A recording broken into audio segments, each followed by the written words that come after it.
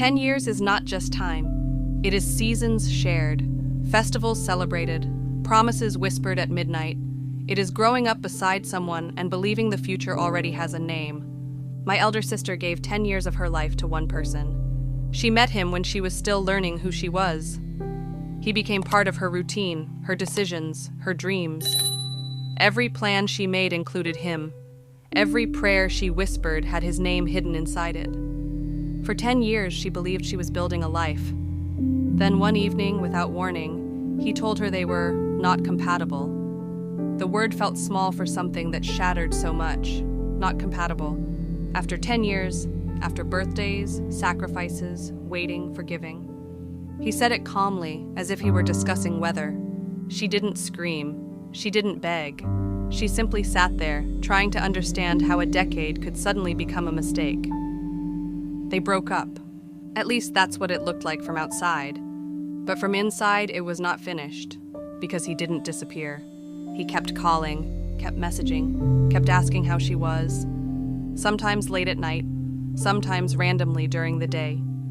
His voice always soft, familiar. Whenever she asked about marriage, he would avoid it. Whenever she asked about getting back together properly, he would say he was confused. But he never stopped contacting her. And hope is a dangerous thing when it is fed slowly. She told herself, if he still calls, he still cares. She believed he would come back. She waited. She rebuilt herself a little. She tried to move on a little. But somewhere inside her heart, a small light stayed on, for him. She never truly let go. Then a few days ago, everything changed again. Someone mentioned casually, "You know he's getting married next month, right?" She laughed at first. It sounded impossible, but it was true. Not only was he getting married, he had been in a relationship with this new girl for 2 years. 2 years, which means while he was telling my sister they were not compatible, he was already choosing someone else. Which means while he was calling her, asking how she was, keeping her emotionally close, he was building another future. The timeline became clear in the most cruel way. He did not leave her because they were incompatible. He left her because he had someone else. And still, he kept her as an option. When she found out, she didn't cry immediately. She went silent. There is a specific kind of silence that comes when the truth is too heavy for tears. 10 years collapsed into one sharp realization. He was never coming back. All those nights she waited. All those times she checked her phone.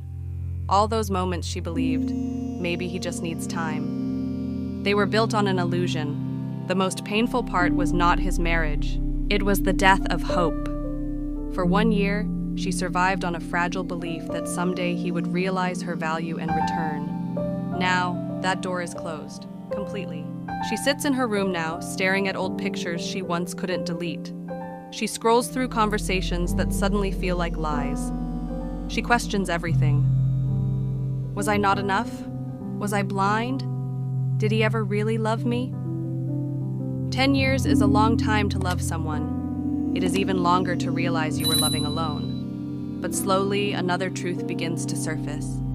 If he could be in another relationship for 2 years while still calling her, if he could plan a wedding while keeping her emotionally attached, if he could say not compatible after a decade without honesty, then maybe the breakup was not a loss.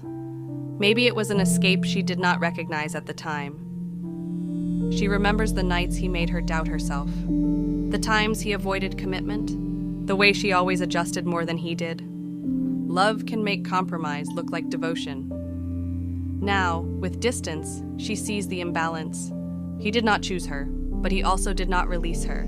He kept her in between. And now he is choosing stability elsewhere. The truth hurts, but it is also freeing. Because hope, as painful as it is to lose, can sometimes keep us chained to people who have already left. In the beginning, she loved him because she believed in forever. Now, she is learning to love herself enough to accept finality. She deletes his number. Her hands shake. Not because she still believes he will call, but because she finally understands that even if he does, it would mean nothing. For the first time in a year, she is not waiting. The nights are still heavy, tears still come unexpectedly. 10 years do not disappear in a week, but something inside her shifts. She starts rearranging her room. She changes her curtains. She moves the bed. She packs away old gifts, not angrily, but intentionally, as if telling herself, this chapter is finished. The pain is still there, but it is clean pain now, not confused pain, not hopeful pain, just the honest ache of letting go. And in that honesty, there is dignity. He is getting married. Let him. She is not losing a man. She is losing a version of herself who was waiting for someone to choose her. And maybe that is necessary.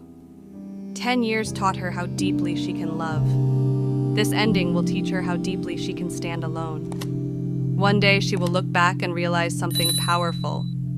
He did not walk away from her life. He walked away from being part of her future. And that difference matters. Right now, it feels like devastation. But sometimes what feels like the end of everything is just the end of waiting. And the beginning of becoming someone stronger than she ever imagined.